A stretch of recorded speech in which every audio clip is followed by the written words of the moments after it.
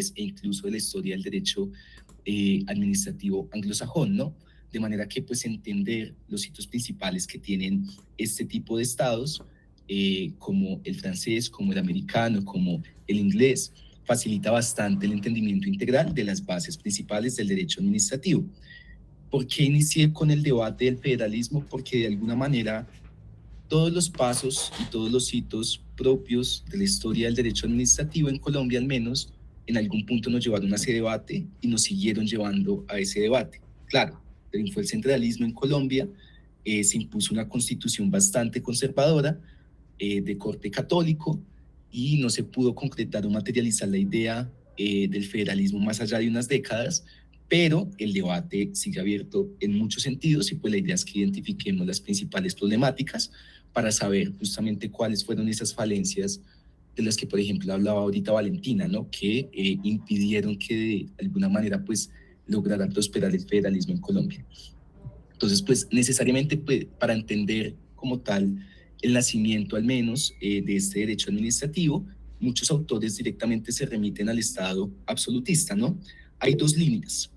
Los autores que directamente consideran que, ay, qué pena con ustedes, sí, claro que se va a grabar la tutoría, no me he dado cuenta. Sí, denme un segundo y ya la inicio. Listo, ya estamos grabando. Entonces, bueno, pues para entender como tal la historia del derecho administrativo colombiano es necesario remitirnos a las bases del derecho administrativo francés. Y como les comentaba, digamos que hay dos corrientes de autores, cada uno pues maneja una línea distinta de discurso. Por un lado están los que consideran que pues necesariamente el derecho administrativo ya nace en el estado absolutista, y por el otro lado están autores como Libardo Rodríguez, que consideran que en absoluto el derecho administrativo nace con las revoluciones liberales, y en ese orden de ideas no puede entenderse que exista un derecho administrativo si no existe una especie de control al poder. En cuanto a lo que desarrollan los primeros autores, ¿cierto?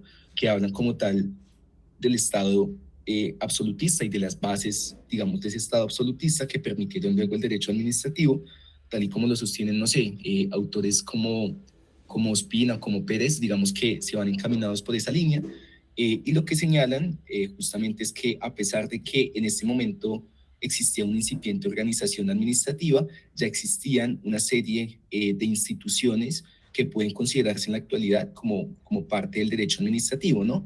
Entonces, específicamente en Francia, por ejemplo, ya existía la Cámara de Cuentas, que es como lo que hoy se denominaría el Ministerio de Hacienda, y también, digamos, ya existían instituciones como el Parlamento que en principio debían ayudar al monarca, ¿no?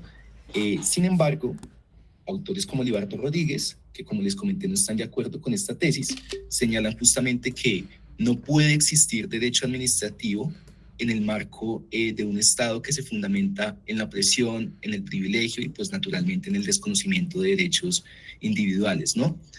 Entonces, claro, uno en ese momento del Estado absolutista no puede decir que existe como tal un derecho administrativo, pero sí ya se va a empezar a desarrollar lo que se denomina como el poder de policía. ¿Alguien se acuerda de lo que se ha visto en la clase en qué consiste este denominado poder de policía?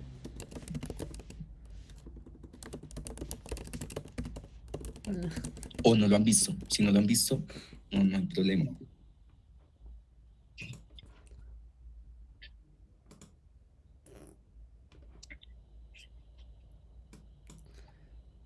¿No? ¿Poder de policía no le suena de nada? No sé si me suena, pero la verdad es que no me acuerdo. Sí lo hemos visto, pero estoy mirando mis apuntes.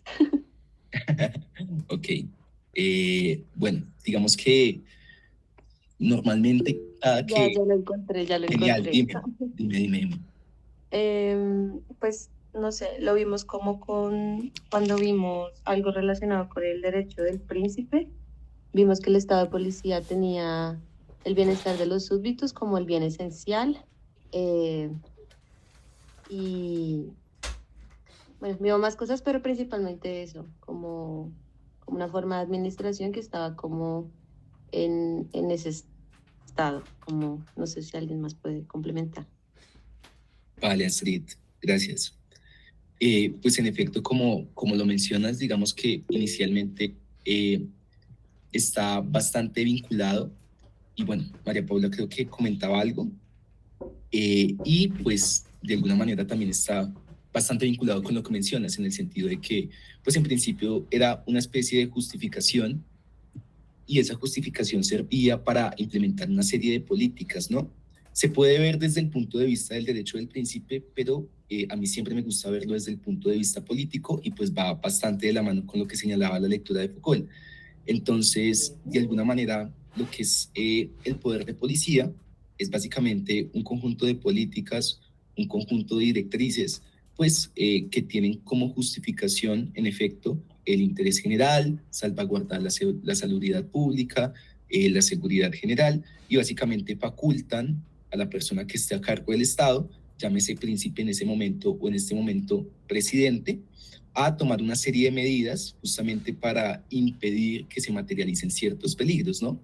Ese poder de policía se vuelve pues bastante importante en el sentido de que empieza a controlar mucho la vida de las personas, ¿no? Se convierte también en una disciplina en el entendido de que pues digamos no se ve manifestado en una única manera, sino a través de distintas instituciones, muchas de las cuales, por ejemplo, tienen el objetivo de vigilar la conducta de los ciudadanos con ocasión de este discurso, pues para impedir que se materialicen ciertos daños, ¿no? A propósito, pues, de lo que señalaba un poco Foucault, ¿no? Lo que se dice es que este ejercicio de policía está directamente vinculado con un discurso de verdad, y ese discurso de verdad necesariamente también está bastante vinculado con el sistema legal, ¿no? Lo que establecía el derecho del principio un poco se justificaba con ocasión de este poder de policía, ¿no? Y pues una de las tesis centrales en general de este autor es que el poder no se ejerce de forma vertical, sino que existen una serie de micropoderes que están en las distintas bases y en las distintas capas de la sociedad, y que el poder materialmente se ejerce a través de esas distintas capas. En ese orden de ideas, el poder, y utilizando mal el término, estaría descentralizado en el entendido de que no se puede ver solamente a través de directrices verticales, sino que se ve en los distintos aparatos de la sociedad, ¿no? Se ve desde el colegio, se ve en la universidad, se ve en los hospitales. De alguna manera supone que distintas instituciones pues juegan un papel clave en el cumplimiento de este poder de policía. En ese sentido, pues se despliegan una serie de micropoderes, ¿no? Y pues necesariamente que esto está bastante vinculado con una serie de disciplinas que son disciplinas que pueden entenderse como aparatos de saber, ¿no? En el entendido de que se construyen una serie de técnicas, se construyen una serie de prácticas que en últimas buscan regular y controlar la actividad de la sociedad, y naturalmente suponen un control al cuerpo de las personas, ¿no? Entonces, claro, ese poder de policía en principio tiene el objetivo de proteger los intereses legítimos de la sociedad, pues de alguna manera para eso se utilizan una serie de discursos que lo legitiman, ¿no? Entonces, pues ya hemos mencionado distintas características, ya como para cerrar con este tema de el derecho policivo, podemos decir que es una facultad inherente al Estado desde su nacimiento en el Estado absolutista. Aún a día de hoy se mantiene, y pues es la principal justificación para que, por ejemplo, el presidente dictamine decretos reglamentarios, ¿no? Continuando con la historia un poco del derecho francés, pues uno lo que analiza es que antes como tal de la Revolución Francesa, a pesar de que ya se conocían una serie de tribunales especializados en temas que estaban directamente vinculados con la corona, no se afianzaba el Estado en, de alguna manera, la soberanía popular, sino en efecto en la soberanía del monarca, y en ese entendido el derecho administrativo no respondía justamente a una prerrogativa en favor de la ciudadanía, que en ese momento no existía, sino que simplemente eran los súbditos, sino más bien se entendía como la burocratización del Estado, ¿no? Un conjunto de normas que simplemente permitían o facilitaban dicha burocratización, pero que en absoluto podían entenderse como una garantía en favor de las personas, ¿no? Ya entrando como tal a la Revolución Francesa, digamos que muchos autores consideran que esta es la base no solamente del derecho administrativo, sino incluso en muchos sentidos de los derechos, del derecho constitucional, ¿no? Digamos que sienta un precedente claro. Y vamos a mencionar una serie de características propias que tuvo esta Revolución Francesa en lo que tiene que ver con el derecho administrativo. Lo primero, que es algo que también se toca en teoría constitucional, al menos con el profe Primi, es que va a haber una desconfianza de los revolucionarios, ¿no?, hacia los parlamentos. Digamos que en la actualidad uno asocia la idea de parlamento con una idea democrática, ¿no?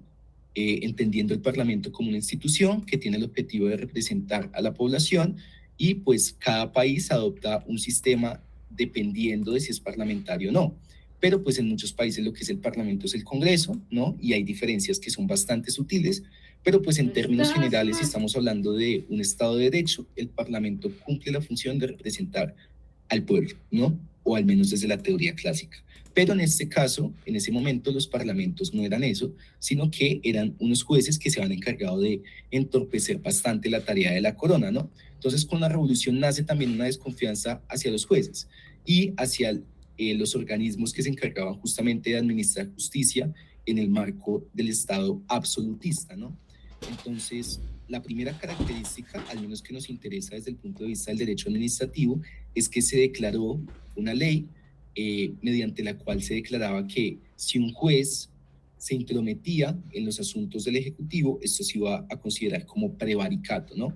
De manera que no había manera en la que los jueces de alguna manera intentaran controlar las decisiones que tomaba el Ejecutivo, ¿no?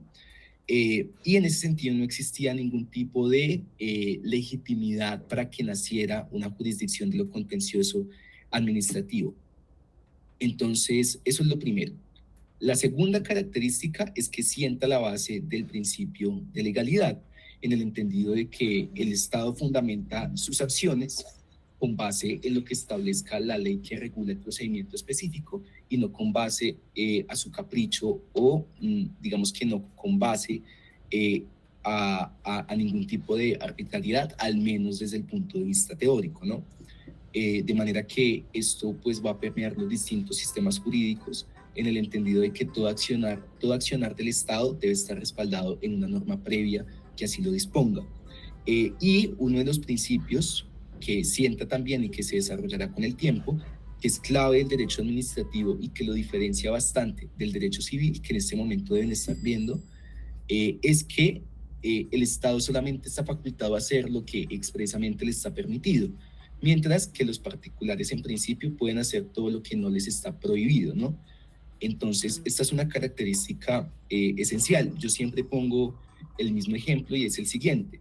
No sé si alguien aquí haya tenido la oportunidad de ser estudiante auxiliar en algún momento, pero pues hay personas que por X o Y motivo tienen un buen promedio y se postulan a dos convocatorias, ¿no? Por ejemplo, dos convocatorias para ser estudiantes auxiliares y quedan en las dos convocatorias. Entonces, pues uno analiza la normativa y en principio no existe ningún tipo de prohibición para que uno simultáneamente pueda ser estudiante auxiliar en dos convocatorias, pero pues la gente que lo ha intentado, mucha gente que lo ha intentado, lo primero que les dicen es, usted no puede ser, digamos, estudiante auxiliar de forma simultánea, primero porque es algo cuestionable en el sentido de que pues son recursos públicos y solamente se están acaparando dos convocatorias para una persona. Pero además de eso, que ya es la razón estrictamente burocrática y administrativa, es porque la universidad en sus acuerdos expresamente no ha permitido eso.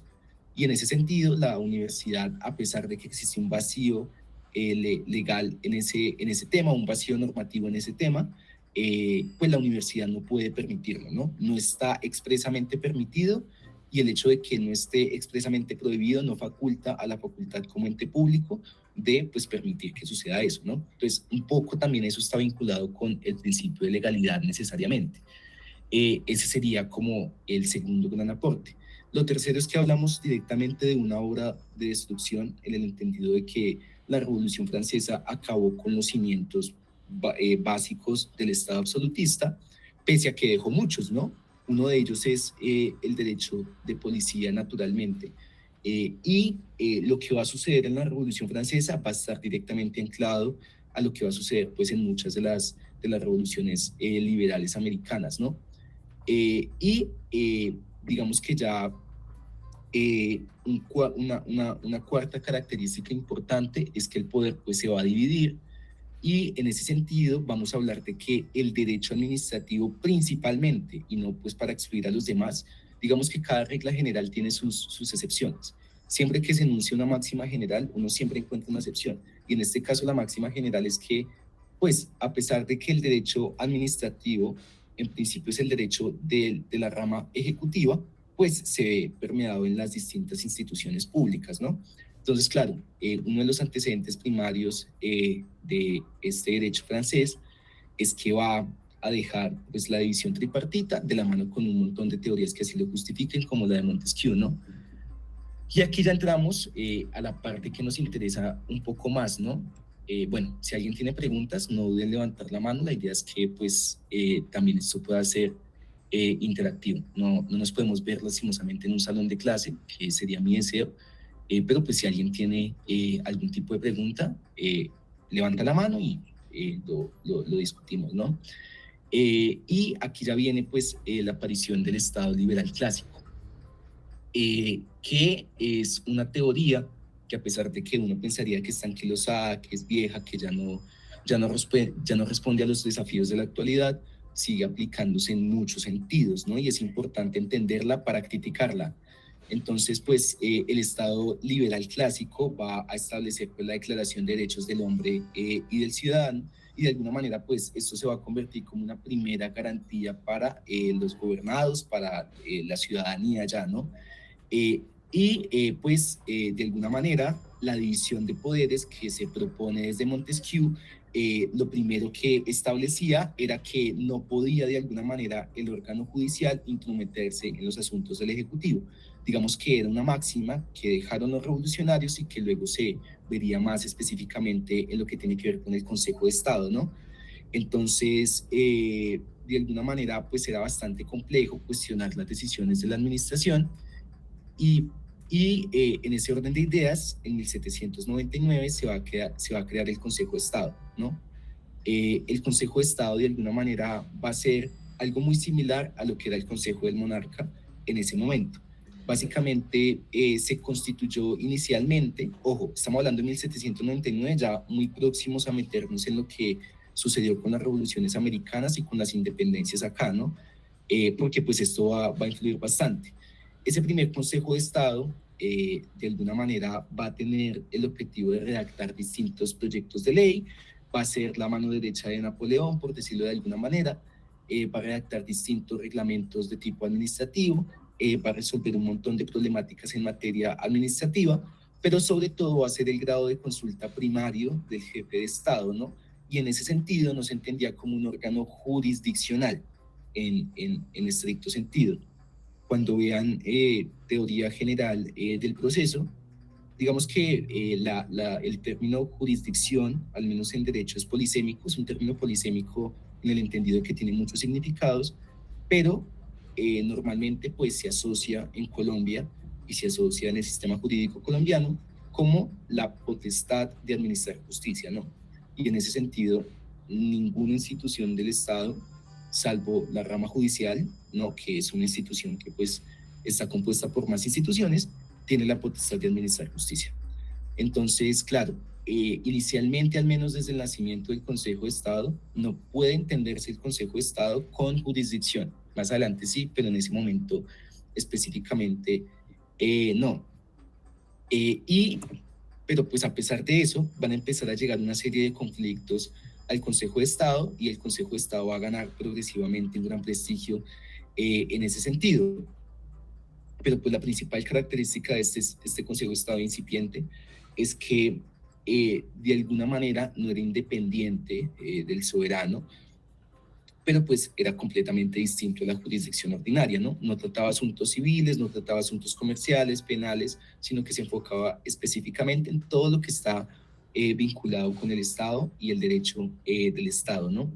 de manera que de alguna manera pues el Consejo de Estado empezó a cumplir un papel bastante importante de orden legislativo, preparaba los proyectos de ley, preparaba los distintos reglamentos y era bastante importante asesorando al Ejecutivo, ¿no?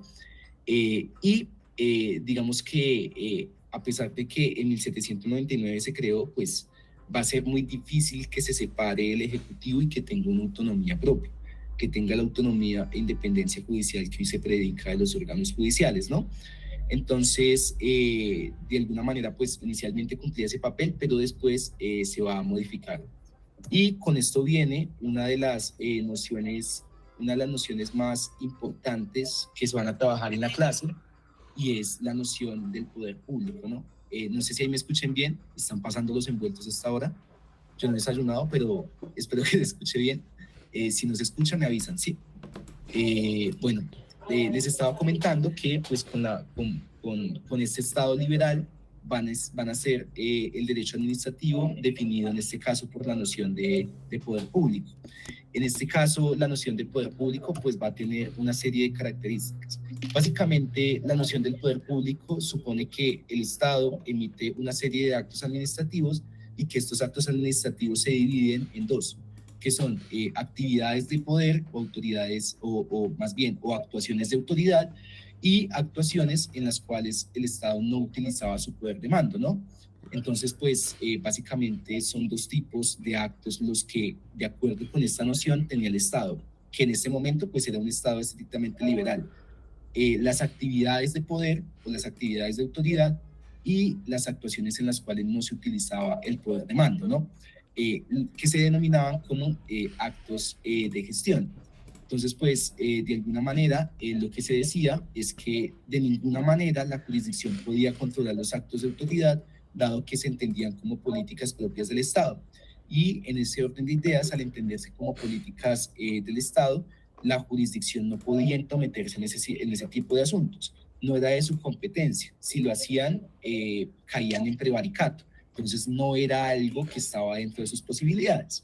Y los actos de gestión, por otro lado, eran actos en los cuales, digamos que el Estado aplicaba el derecho común. Entonces, claro, cuando el Estado actuaba como particular, no existía justificación alguna para que no se midiera con las mismas normas propias del derecho comercial o del derecho civil. Y en ese sentido, pues era necesario que aplicaran estrictamente el derecho civil o el derecho comercial en ese caso. Entonces, esta va a ser una de las principales nociones que se van a tener del derecho administrativo, y bajo esta noción, ningún tipo de acto de administración se controla de ninguna manera, ¿no? Pero pues esta noción va a cambiar ya con el advenimiento del estado de bienestar, que pues va a ser bastante importante. Entonces, claro, el Estado liberal partía de una noción del Estado bastante abstencionista, en el entendido de que se prefería que el Estado no interviniera en ciertos asuntos, se partía de que simplemente debía garantizar la seguridad y el bienestar colectivo, pero a la hora de hablar como tal de derechos sociales, el Estado no tenía que cumplir ningún papel. Entonces, pues, básicamente vinieron muchas cosas, vinieron derechos sociales, muchas reivindicaciones laborales, ¿no?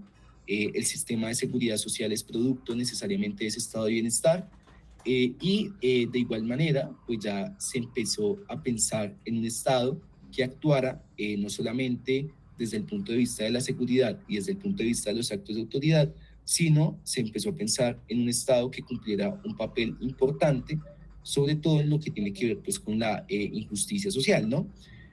También digamos que una de las características básicas, por no decir la más importante, es que el Estado en esta teoría va a tener una influencia directa en la economía, va a ser un agente interventor de la economía, se va a situar como un agente adicional. Y pues esto explica el nacimiento de muchas de las empresas del Estado, ¿no? Ya no se parte de que el Estado tiene ese deber de abstenerse de tomar este tipo de decisiones, sino que se parte de un Estado que en principio tiene el deber de estar ahí, tiene el deber de intervenir en la economía y pues jugar un papel importante. Y ya para este momento se va a empezar a pensar de alguna manera en un Estado, ¿cierto? Que pues tenga un derecho administrativo propio, ¿no? Se va a empezar a pensar en un Estado que pues no simplemente sea abstencionista, sino que tome decisiones directas. Eh, pues de alguna manera aquí nace un poco la noción propia de la lectura de Duguid, que es la noción del servicio público, que pues está bastante anclada con lo que va a suceder en Colombia en los 30, en los 40 y prácticamente hasta en los 90, ¿no? ¿Alguien se acuerda algo de la lectura de Duguid? ¿Nos puede contar un poco en qué consiste esa noción del servicio público? Dale, Eni. Pues Duguid pensaba y se creía que la función principal del Estado debía ser proveer como los servicios públicos a toda la población, y él definía esos servicios públicos como las necesidades que tienen en común todas las personas, y él cambiaba bueno, en realidad no lo cambiaba porque aún se usaba como el concepto de soberanía, pero no soberanía de la forma que se venía entendiendo con el Estado clásico, sino soberanía en cuanto eh, el Estado podía ser soberano si cumplía a cabalidad el cumplimiento de los servicios públicos. En caso de no hacerlo, los ciudadanos podían rebelarse contra el Estado porque no estaban cumpliendo su función principal y mínima. Gracias, Eni. ¿Alguien más? Además de Eni. Dale, Daniela.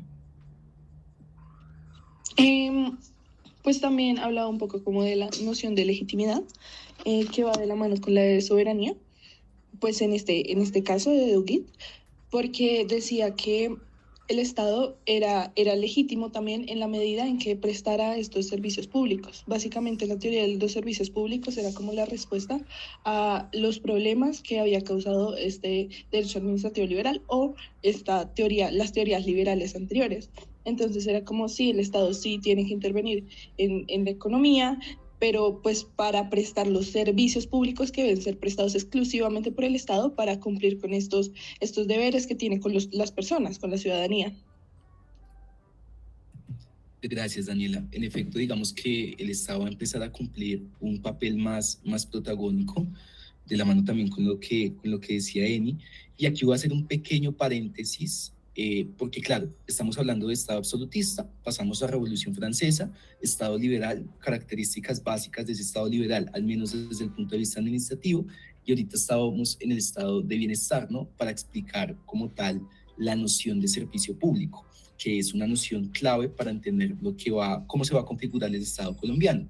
Y aquí voy a hacer un pequeño paréntesis para hablar específicamente de cómo ese estado de bienestar se vio manifestado en Colombia. Voy a hacer un salto un poco grande, pero pues considero que es pertinente hacerlo acá, que pues dejarlo suelto en el aire. Ese salto necesariamente debe entenderse en el marco de el paso liberal que existió en el poder en Colombia, ¿no? Se venía desde 1886 con una figura bastante conservadora, con una constitución sumamente conservadora, confesional, y en 1930 llega Olaya, ¿no? Olaya va a ser un presidente que va a empezar a introducir una serie de cambios sumamente importantes en la política nacional. Olaya va a estar del 30 al 34. Pero más allá de Olaya, me parece sumamente importante mencionar el papel que va a cumplir Alfonso López Pumarejo, que lo mencionaba también en la lectura, y cómo va a introducir una serie de cambios que apuntan o que van caminando justamente hacia ese estado de bienestar, ¿no? Lo primero que va a hacer López Pumarejo, que es algo sumamente importante, es que se va a constitucionalizar el derecho de huelga.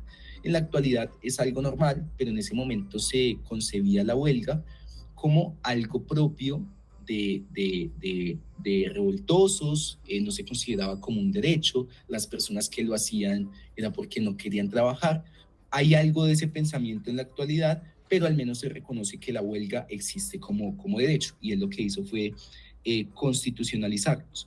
Y uno ve que el Ministerio de Trabajo de López Pumarejo va a sacar una serie de decretos encaminados a darle más garantías a los trabajadores.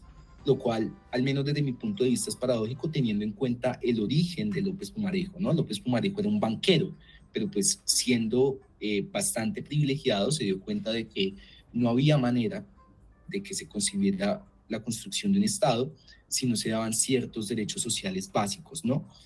Lo segundo que va a tener Alfonso López Pumarejo, que en esto es clave, es el tema de la reforma agraria, que en la práctica nunca se logró consolidar, pero pues se hicieron bastantes avances legislativos sobre el tema, ¿no? Entonces no sé si han tenido la oportunidad de escuchar la Ley 200 de 1936. En la Ley 200 de 1936 se va a partir de una presunción que va a incentivar la colonización en el campo, ¿no? Y la presunción es que la tierra era de la persona que la trabajaba, que en este momento es un principio, pero pues para ese momento no era en absoluto un principio, y de alguna manera con esta ley 200 se cuestionó bastante una serie de títulos que existían desde la colonia, que pues en ese momento no tenían ningún tipo de validez. Y lo tercero, que ya es más específicamente vinculado con el derecho administrativo colombiano, es que se va a constitucionalizar el hecho de que pues, el Estado interviniera directamente en la producción de las empresas industriales y comerciales del Estado. Entonces ya se va a partir de un Estado que regula la economía, pero que también interviene en ella como actor, ¿no? Entonces el Estado va a tener empresas y las utilidades que generen esas empresas no van a ir a manos de un particular, sino que se van a quedar en manos del Estado, ¿no? Una cuarta característica sumamente importante es que le va a quitar la educación a la iglesia. La iglesia tenía un papel protagónico en materia educativa y López Pumarejo va a abogar por una política laica, una política que prescinda de la iglesia, que separe a la iglesia del Estado, y pues esto es bastante importante desde el punto de vista, de la producción y desde el punto de vista del estado de bienestar. Y una última característica que no puedo dejar de mencionar es la creación de la ciudad universitaria. La Universidad Nacional existe y está en el campus en donde está, en la 45 con 30, y colinda con un montón de barrios en virtud de esa política, de concebir la educación pública como base de la construcción del Estado, y ahí nace la ciudad universitaria, en López Pumarejo. Entonces, pues, si se dan cuenta, esas 4 o 5 características que les mencioné, pues está bastante atada como tal a la noción del servicio público, a un Estado intervencionista y a que se van a coger una serie de tesis del modelo americano y en muchos sentidos también de los modelos europeos de estados de bienestar, ¿no? Entendiendo estos estados de bienestar como el hecho de que el Estado tenga que intervenir en materia económica, y entendiendo esos estados de bienestar como el hecho de que el Estado garantice una serie de derechos sociales, ¿no? Y aquí ya se va a empezar a hablar, y esto ya está más vinculado con la jurisdicción de lo contencioso administrativo, de 2 tipos de justicia. Se va a hablar de la justicia retenida y de la justicia delegada. Les había mencionado sobre el Consejo de Estado francés y que se creó en 1799.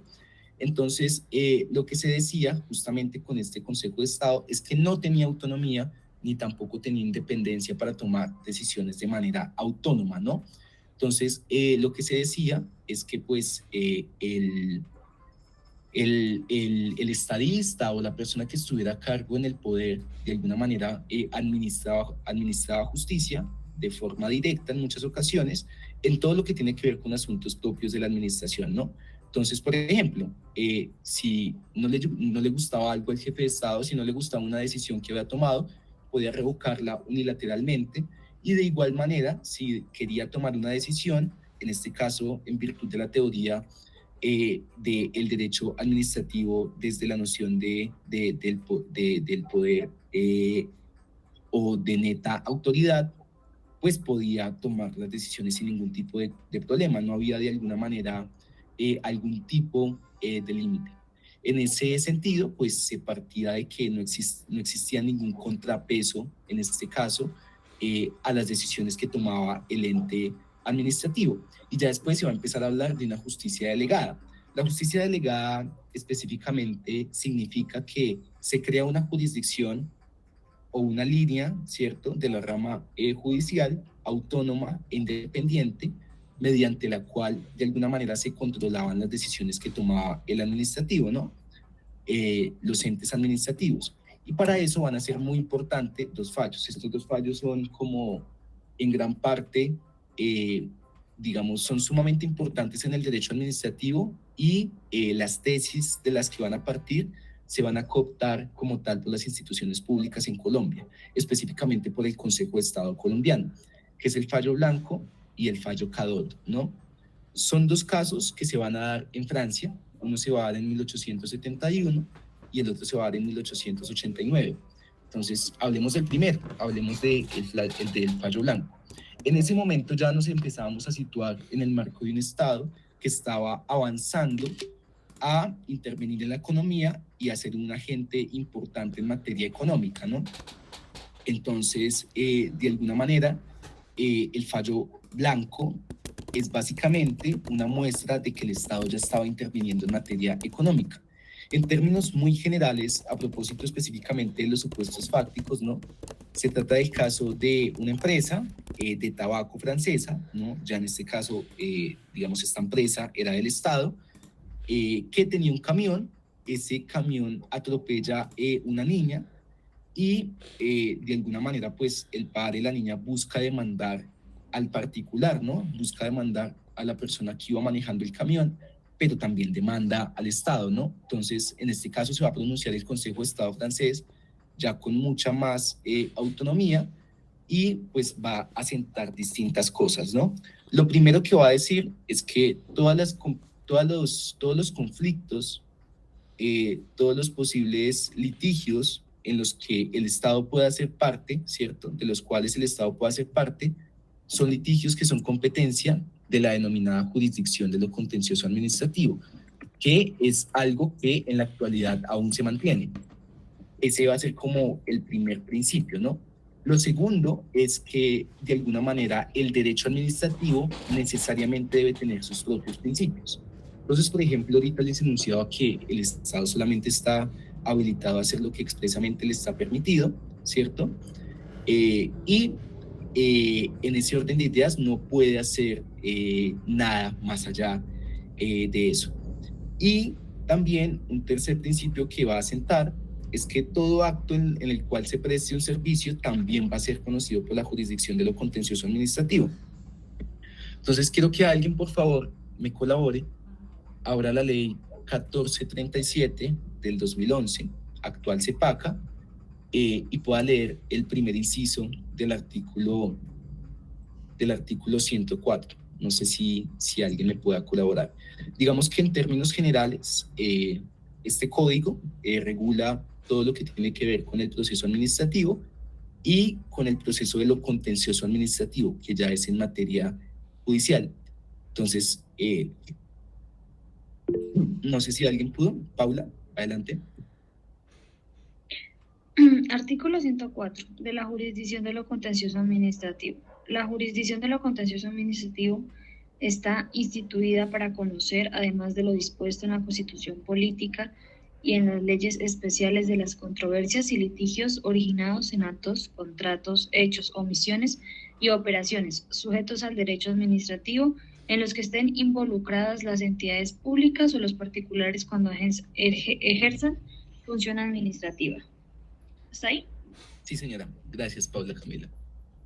Entonces, claro, tal y como lo leyó Paula, en ese artículo, que es un artículo ya del 2011, ya es un artículo viejito, pero ya es del siglo XXI, digamos que es un artículo que específicamente delimita cuáles son los asuntos que va a conocer la jurisdicción de lo contencioso administrativo, y en ese sentido se aparta de lo que conocerá la jurisdicción ordinaria en sede laboral, en sede penal, en sede civil, y también se va a diferenciar bastante de la jurisdicción en estricto sentido constitucional, ¿no?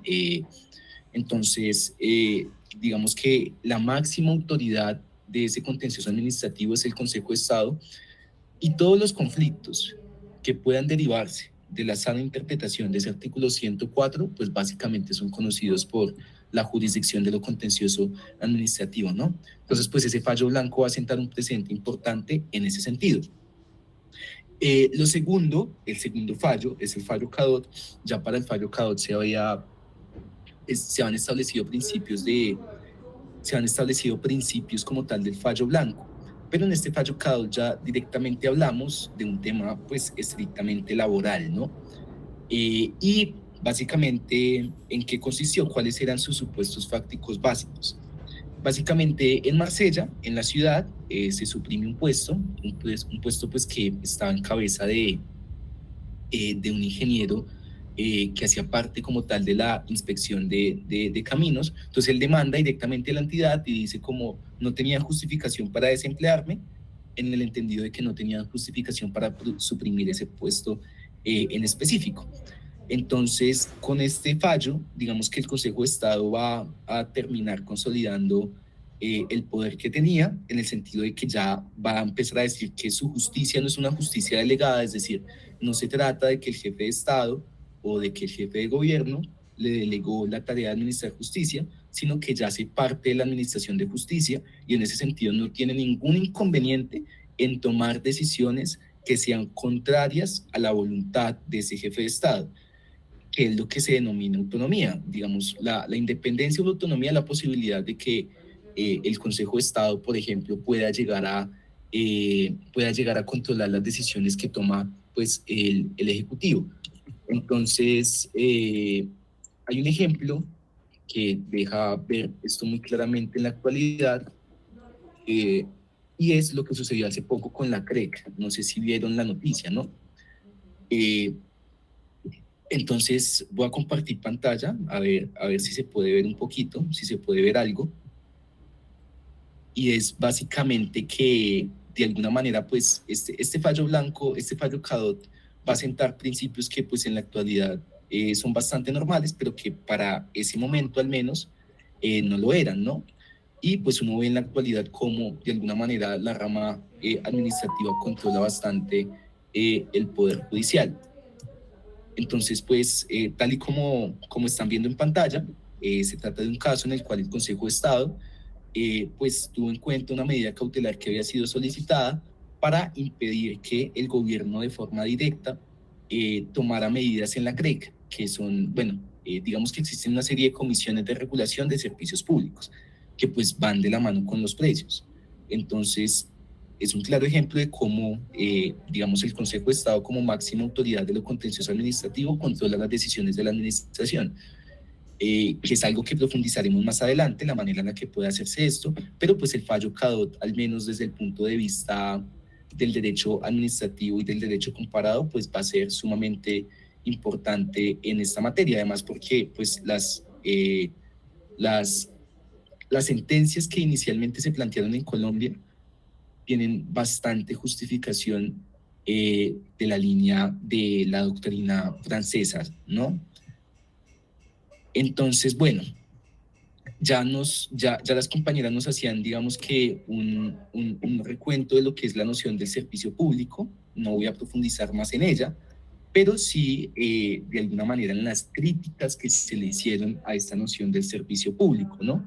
Inicialmente, pues uno dice, claro, es muy clara la noción en el entendido de que pues el Estado presta servicios públicos y en ese entendido todo lo que haga el Estado en la prestación de estos servicios públicos se entiende como derecho administrativo, ¿no? Sin embargo, de alguna manera, pues el mundo moderno impide que muchos de los postulados de la teoría del servicio público continúen materializándose. Entonces, en la actualidad, el único que presta servicios públicos no es el Estado. Los particulares también prestan servicios públicos. Y en ese sentido, ese no sería un criterio para diferenciar cuándo está actuando el Estado y cuándo no está actuando el Estado. Es más, el Estado interviene en órganos privados y eso también es derecho administrativo, ¿sí? Entonces, de alguna manera, esta noción se quedaba pobre en ese sentido, porque los particulares van a estar bastante habilitados en esta materia. No sé si alguien puede abrir el artículo 210 de la Constitución Política, específicamente que lea el inciso segundo de ese artículo 210, para que de alguna manera podamos analizar cómo pues, entró en crisis esta noción del servicio público. ¿Alguien puede leerlo? para que lo analicemos.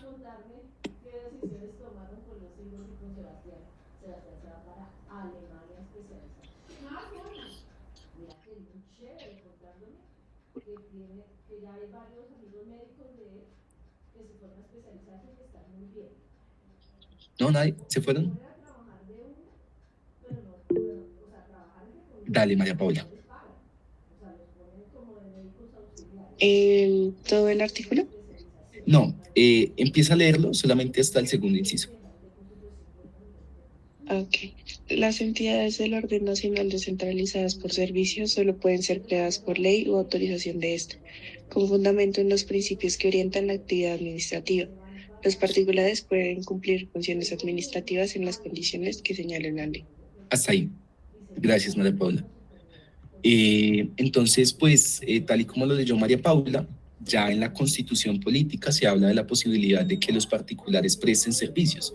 De hecho, uno ve la Ley 80 del 93, que es una ley que tiene que ver con todo el tema de contratación, y advierte que una de las pretensiones de la Constitución de 1991 fue quitarle peso al Estado, intentar minimizar el Estado, ¿cierto?, quitarle potestades, quitarle funciones y asignársela a particulares, pese a que las funciones que cumplían estos particulares también se entendían como funciones de prestación de servicios, ¿no? Entonces, por ejemplo, no sé qué servicios públicos tengan en su casa, qué servicios públicos domiciliarios, pero al menos en mi caso, Banti, que es una empresa canadiense, es la que tiene el gas. En él, no sé de dónde es en él específicamente, pero pues uno se da cuenta de que no son entidades del Estado en estricto sentido, ¿no? Aquí en Bogotá se ha dado la pelea por ETB, se ha dado la pelea por acueducto, pero pues uno se da cuenta de que en muchas ocasiones lo que se busca es avanzar hacia una privatización. Entonces, la noción del servicio público pues entra en crisis y empiezan a aparecer otra serie de nociones, ya que incluyen la posibilidad de que la jurisdicción de lo contencioso administrativo, por ejemplo, conozca de contratos hechos entre particulares, pero en los cuales estamos hablando directamente de la prestación de un servicio público. Y pues empiezan a aparecer naturalmente que nuevos criterios. De igual manera, digamos que era el inciso 2 del artículo 210, María Paula. Entonces, pues empiezan a aparecer naturalmente nuevos criterios. En la actualidad, por ejemplo, se habla del denominado neoconstitucionalismo, que no sé si alguien vio teoría constitucional con el profe Andrés Abelio Primi, que me pueda complementar en ese sentido, pero pues básicamente el neoconstitucionalismo pone de relieve al juez constitucional y también pone de relieve los derechos fundamentales, ¿no? Y pues a pesar de que se expida X o Y normatividad en materia legal o en materia reglamentaria en cuanto a los decretos, digamos que nada puede estar por encima de eso, ¿no?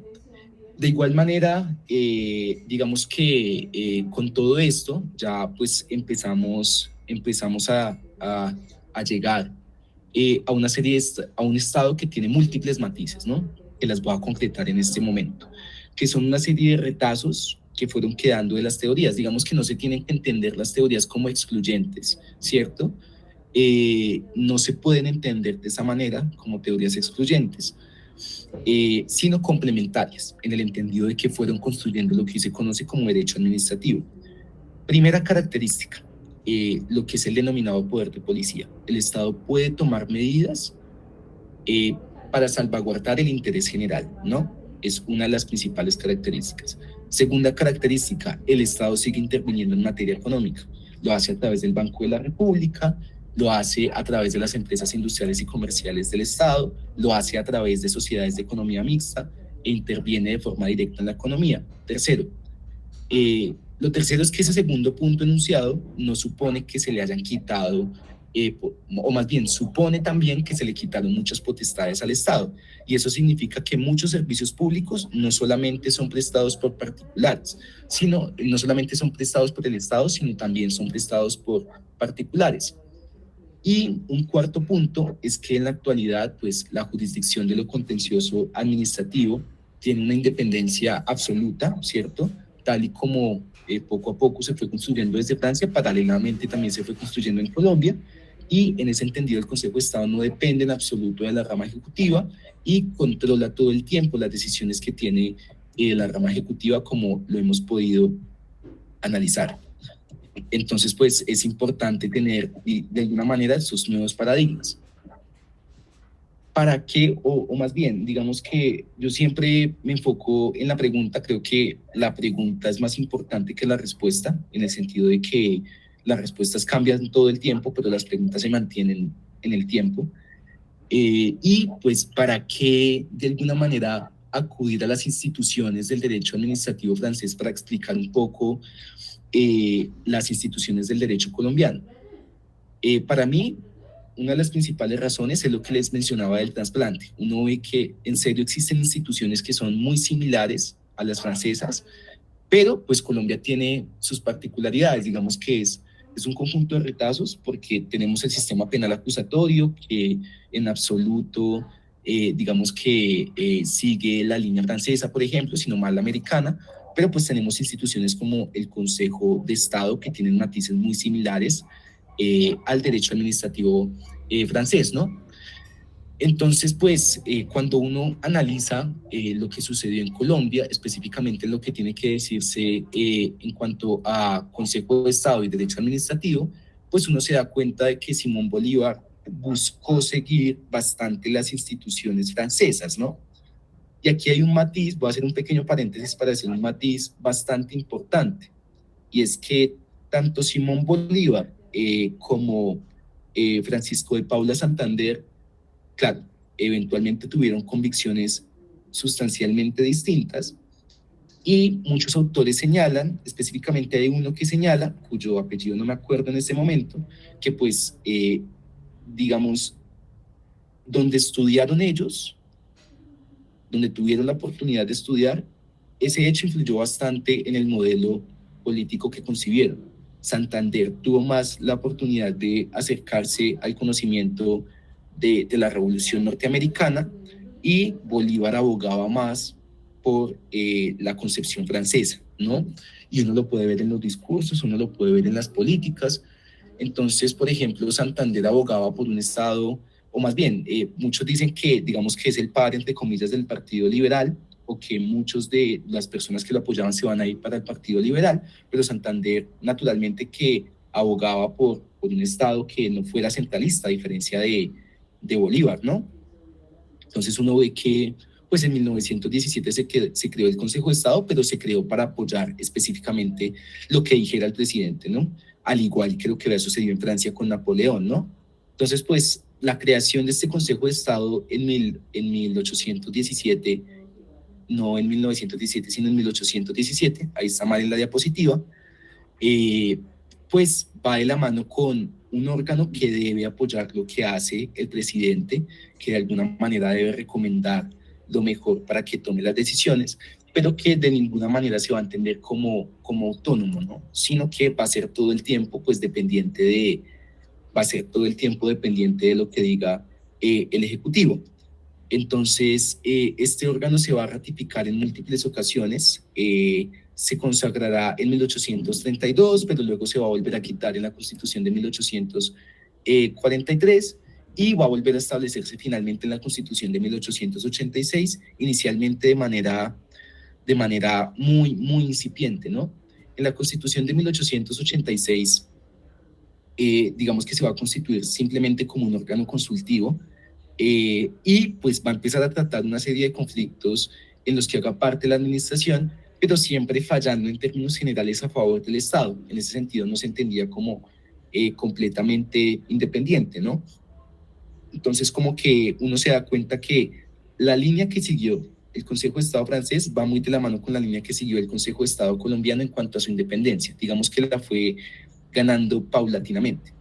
Y aquí es muy importante, de nuevo, pues ya, digamos, hablando de la historia del derecho administrativo colombiano, que la idea no es quedarnos como tal en lo que ya vieron en las clases con la profe, sino profundizar en lo que no se ha visto.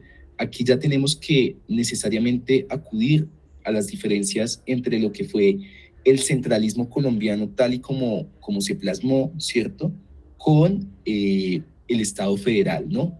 y cuáles fueron esas características propias del Estado federal. Y también, ¿por qué no preguntarnos por qué no funcionó el Estado federal en Colombia? Que lo anuncio va muy de la mano con lo que mencionaba Valentina, ¿no? Entonces, digamos que en términos generales son muchas las diferencias. Yo me voy a concentrar en las que específicamente considero más importantes. Y pues la idea es que ustedes logren, cuando se expliquen las teorías propias del federalismo, que las va a explicar la profesora, entender qué tipo de federalismo era el colombiano y de alguna manera cómo la descentralización que hoy se plantea en parte responde a ese llamado que se tuvo siempre desde el federalismo de darle autonomía a los órganos políticos o a las unidades políticas que conformaban el país, ¿no? La primera característica es la existencia de los ejércitos estrictamente regionales, ¿no? Que va a ser una característica que no va a tener el centralismo en Colombia. Entonces, claro, con el Estado federal también se consiguió la posibilidad de que cada una de las unidades políticas, llámese Cundinamarca, llámese Antioquia, llámese Boyacá, tuviera la posibilidad de crear sus propios ejércitos, pero pues naturalmente que esto fue un incentivo bastante perverso porque modificó bastante la lógica que tiene el ejército, ¿no? Entonces, pues existieron distintos problemas entre las múltiples unidades políticas, entre los estados federados, y a pesar de que se habían comprometido los estados federados a partir como tal de la lealtad federal, que así se denominaba, digamos, una cláusula en virtud de la cual ellos tenían que ayudarse y actuar en cooperación, en contravía de esa cláusula, ellos utilizaron esos ejércitos pues para problematizar más los conflictos que ya existían en un país que ha sido y espero que no siga siendo sumamente regionalista, ¿no? La segunda característica es la potestad legislativa, que es una característica muy importante cuando uno analiza Colombia y lo compara, por ejemplo, con Estados Unidos. Siempre pongo el ejemplo del derecho específicamente en esos países. Digamos que ellos tienen códigos específicos dependiendo del estado en el que estén hablando, pero pues también hay cláusulas que aplican para todo el estado, ¿no? Para toda la nación.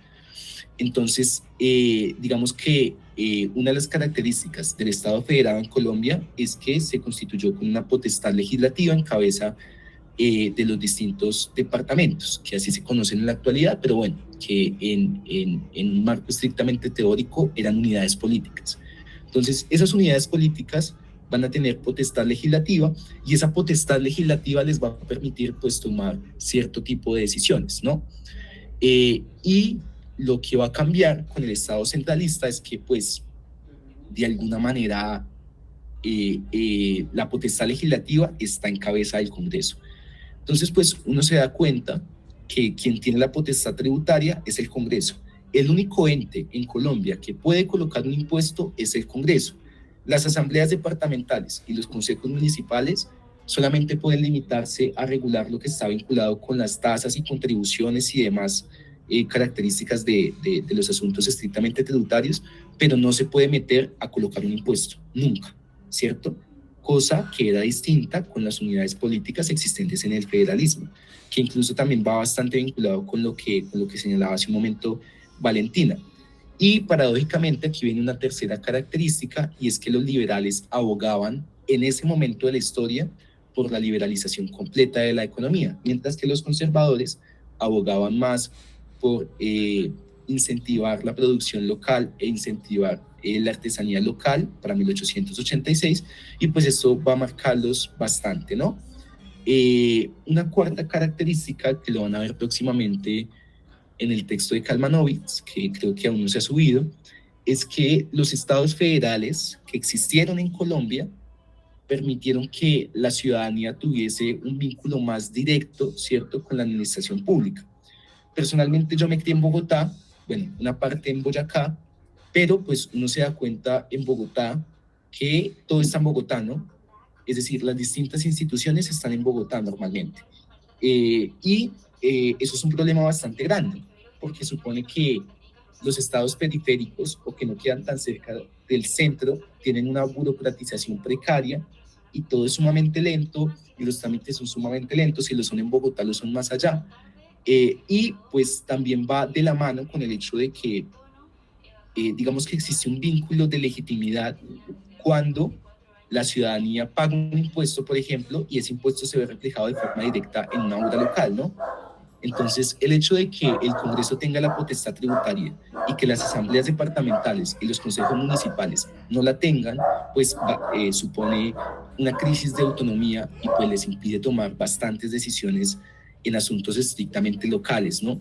Y eso eventualmente va a llevar a una crisis también en el federalismo, el hecho de que cada estado tuviese sus propios impuestos y pues cada estado abogase exclusivamente por lo que les interesaba con ocasión de sus finanzas públicas. Una quinta característica es lo que tiene que ver con la libertad de pensamiento.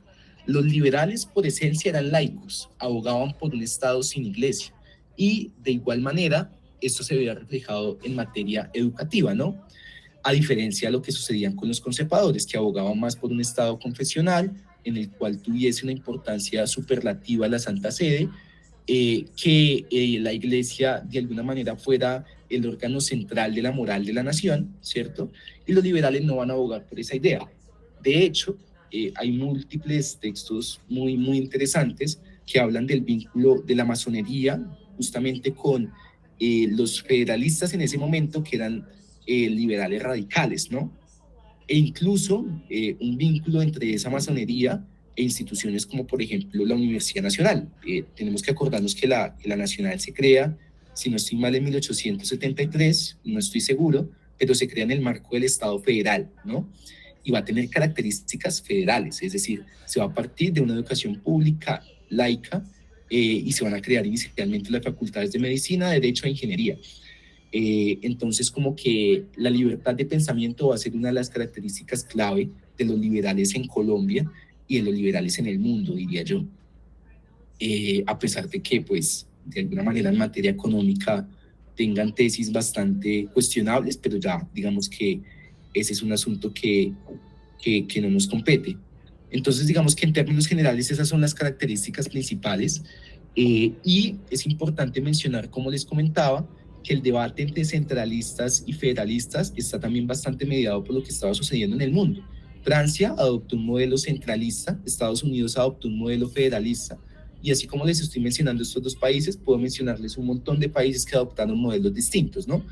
Entonces, digamos que todo el tiempo estábamos mirando hacia afuera, intentando legitimar el modelo político. Hay mucha bibliografía que habla de cómo Miguel Antonio Caro, pues, se inspiró en la redacción de 1886 de los postulados españoles, de los postulados franceses, y digamos que es algo que uno puede ver de forma más palpable, ¿no? Entonces, pues, es sumamente importante entender cómo estas bases del derecho administrativo nacen en Francia, nacen en Estados Unidos, pero han tenido, de alguna manera, una adaptación propia, ¿no? Y esto va de la mano con la tesis de Watson. Ahorita por eso les preguntaba si tuvieron la oportunidad de ver ya teoría y filosofía con el profe Andrés Abel, porque él explica muy bien esa tesis, que pues básicamente hay autores que consideran que los trasplantes jurídicos han sido la regla y no la excepción. Desde el punto de vista de una sociología jurídica radical, entre comillas, uno diría que las normas del derecho están directamente vinculadas con lo que sucede en la sociedad, pero pues desde el punto de vista de la teoría del trasplante jurídico, uno puede llegar a decir que de alguna manera estos trasplantes jurídicos se han dado siempre, ¿no? Se dieron desde el Imperio Romano hasta nuestros días, es decir, entendiendo estos trasplantes jurídicos como la posibilidad de que se adopten sistemas del exterior y se adapten a las necesidades propias, ¿no? Ya finalizando un poco con la historia del derecho administrativo, es sumamente importante dar una introducción de lo que es la jurisdicción de lo contencioso administrativo. En el curso, digamos, de derecho administrativo clásico, simplemente se trabaja la estructura del Estado, ¿no? Entonces se habla de lo que es un ministerio, de lo que es un departamento administrativo, de qué son los entes territoriales, de qué función cumplen los órganos autónomos constitucionales, que cómo puede entenderse por ejemplo, una corporación autónoma regional, que todo eso es estructura del Estado. Pero también es muy importante entender justamente el funcionamiento de la jurisdicción de lo contencioso administrativo. Entonces, si uno hace un mapa mental de la rama judicial, uno puede identificar pues las distintas jurisdicciones que existen, ¿no? Entonces está la jurisdicción constitucional, cuyo alto tribunal es la Corte Constitucional. Está también el Consejo Superior de la Judicatura, que se encarga de vigilar la conducta de los abogados y de los jueces. Está en este caso la Corte Suprema de Justicia, que también es un órgano clásico que se encarga justamente de todo lo que tiene que ver con los asuntos de la jurisdicción ordinaria en materia penal, laboral y civil. Y por último tenemos a la jurisdicción de lo contencioso administrativo, que pues no sé si hayan podido ver en sus clases de introducción al derecho algo de la composición de la organización de esta jurisdicción, ¿no? Entonces, la jurisdicción de lo contencioso administrativo, tal y como lo leía la compañera, conoce los asuntos que están explícitamente descritos en el artículo 104 de la Ley 1437 del año 2011, que es el CEPAC, que es el actual Código Administrativo y de lo Contencioso Administrativo. Pero pues para facilitar bastante la comprensión, de alguna manera diremos que la jurisdicción de lo contencioso administrativo conoce de todos los asuntos en los cuales el Estado pueda hacer parte, ¿no? Entonces estamos hablando de un daño que cometió una entidad con ocasión de la promulgación de un acto administrativo, estamos hablando necesariamente de que eso lo conocerá el Consejo de Estado. Si estamos hablando de que el SMAT ocasionó una serie de daños en protestas, estamos hablando de derecho administrativo. Si, por ejemplo, estamos hablando de suspender un acto administrativo o de interponer una medida cautelar para que no cause ningún daño, estamos hablando de derecho administrativo. Entonces, digamos que el criterio general es el funcional, ¿no? El que está directamente anclado con el hecho de que pues, conoce todos los asuntos en los cuales el Estado puede hacer parte. En términos generales, la jurisdicción de lo contencioso administrativo puede entenderse como un medio, ¿cierto?, mediante el cual se controlan las decisiones de la administración pública. Siempre lo menciono, se le busca quitar la inmunidad al poder, ¿no? Y pues en ese sentido, digamos que todas las entidades públicas pues están bajo la jurisdicción de lo contencioso administrativo. Hay una serie de principios, muchos de los cuales son solamente principios del derecho público, pero otros pues son en general principios procesales que pues deben tenerse en cuenta, ¿no? Hablamos de principios tanto constitucionales como propios del derecho procesal. No me voy a enfocar tanto en ellos porque son principios que van a tratar más adelante en teoría general del proceso, en derecho procesal administrativo y demás, pero pues sí es muy importante que conozcan que pues digamos son principios que permean todas las jurisdicciones. Y hay unos específicos en materia administrativa, como el principio de publicidad, por ejemplo. Ya más específicamente en el objeto de la administración, es decir, de lo que conoce la jurisdicción de lo contencioso administrativo, voy a mencionar ejemplos, ¿cierto? Y después vamos a teorizar esos ejemplos. Creo que es la manera en la que se puede entender de forma más sencilla los conceptos, ¿no? Es decir, vamos a hablar de situaciones que son típicos conflictos que se presentan y que son típicos conflictos en los cuales una entidad es parte y que son conflictos que terminan llegando a la jurisdicción de lo contencioso administrativo. Entonces voy a poner inicialmente 3 ejemplos, ¿no? 4 ejemplos, digamos. El primero es el caso de cuando designan a un estudiante como estudiante auxiliar. Entonces, si hay alguna persona acá que haya sido estudiante auxiliar, sabe que se emite una resolución, la resolución la emite Vicedecanatura Académica y la resolución en términos generales señala que pues, se le otorga la calidad de estudiante auxiliar y que se va a designar un monto económico para tal calidad, ¿no? Ese es el primer ejemplo que necesito que tengan presente. El segundo ejemplo básicamente es que una persona no puede ir en bicicleta por la vía pública y hay un hueco gigante en la vía pública, la persona se cae y pues tiene una fractura, por ejemplo, o tiene una contusión, o tiene algún tipo de problema médico. El tercer ejemplo es directamente todo lo que tiene que ver con la ejecución de la policía en sus actividades, o más bien, cuando, por ejemplo, la policía, cuando por ejemplo la policía cumple la función de policía administrativa de una entidad, ¿no? Que es básicamente cumplir con lo que le ordena la entidad. Y finalmente lo cuarto es cuando el Estado celebra un contrato. Entonces, tal en el orden en el que los he enunciado los ejemplos, básicamente estamos hablando de actos administrativos, cuando estamos hablando de la resolución que les mencioné. Estamos hablando, en segundo lugar, de hechos administrativos. En tercer lugar, estamos hablando de operaciones administrativas. Y en cuarto lugar, estamos hablando de contratación estatal, ¿no? Entonces, la jurisdicción de lo contencioso administrativo conoce de los actos administrativos que promulgue la administración. Van a haber como 4 clases solamente destinadas a la teoría del acto administrativo. La teoría del acto administrativo nos permite diferenciar cuándo estamos hablando de una actuación de la administración y cuándo no. Pero pues en términos muy generales les enuncio una definición preliminar, ¿cierto? Y esa definición preliminar pues está directamente vinculada con